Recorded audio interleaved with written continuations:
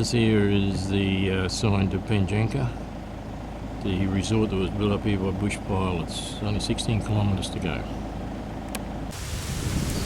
Welcome to Pajinka. This is the driveway to Pajinka. It's a settlement that was, an eco-tourist resort that was built here by bush pilots.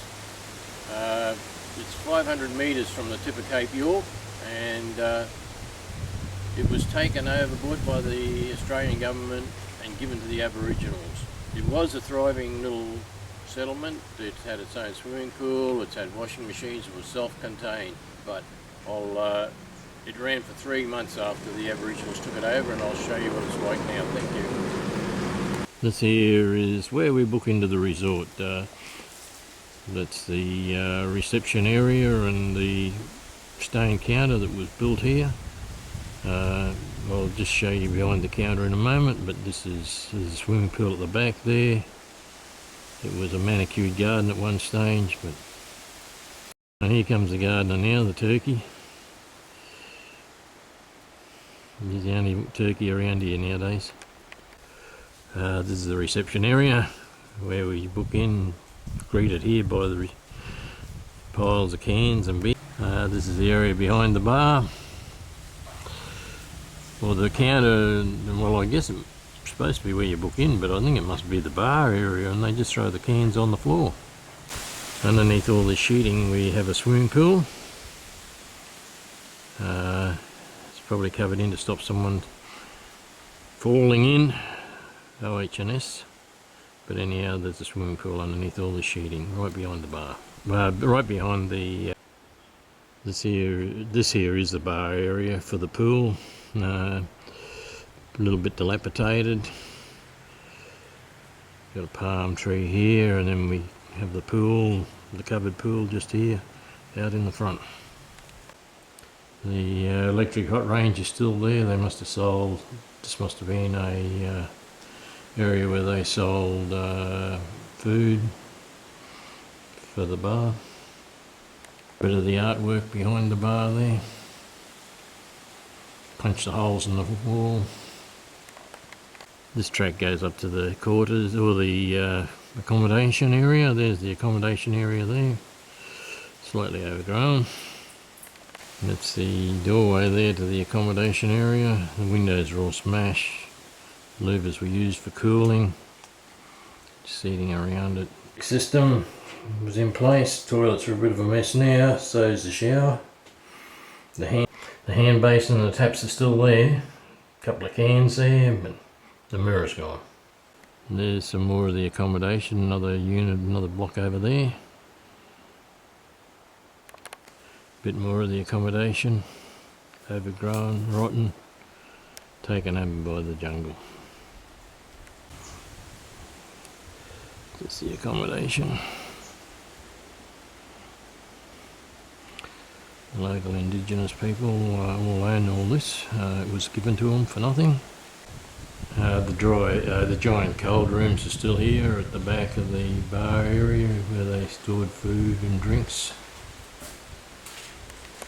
Beautiful washing machines and dryers, they're still sitting out here. Some of the shelving shoved over, fallen over. The electrical control system. Circuit boards still sitting here, circuit breakers in them. Laundry tubs are still there. There's a dryer on the ground there on its side. There's at the back here there is toilets and showers. The basins have been pulled off the wall, but it's too dark to film in there. That's at the back of the laundry there, the hot water systems. Gas hot water systems, they're lying on the ground now, and the back of the freezers there, the motors are still in there. Some more of the buildings down the back, probably storage quarters, I don't know. A bit more gear left out in the weather. Don't know what it is, but it's on the ground here. This here's another giant cold room for equipment, no longer usable, but all the gear is there that were built for management staff management at the back of the resort. They've gone to wrecking on. Cooling fan, stove at the end, tiles, that cabinet's gone. Bedroom, the air conditioner, cupboards are there, hole in the wall, hole in the floor. Another one of the dwellings of the, probably the manager's hut. The tank at the back is off the stand on the ground.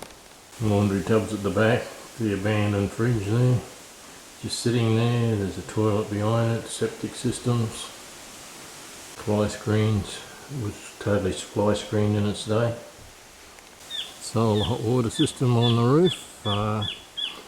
These were very expensive units, very well fitted out. They had everything in them, and they've just the people have just walked out, left it to the jungle, and gradually the jungle's taking over. Vandals are smashing it, and I don't know who the vandals are, but anyhow, it's just a disgrace. The shame of the government. Well, I don't know whether you enjoyed the story of Pajinka, but I think it's absolutely disgusting. This here was a thriving resort, handed over to the local indigenous people by the government. It went for three to 4 months, closed down and has never opened again. I believe it cost over $100 million to buy and give to them. They virtually got it for nothing, and this is the way they treated it. That's probably about 6 or 8 years ago. It shut down, and it's been handed back to the jungle.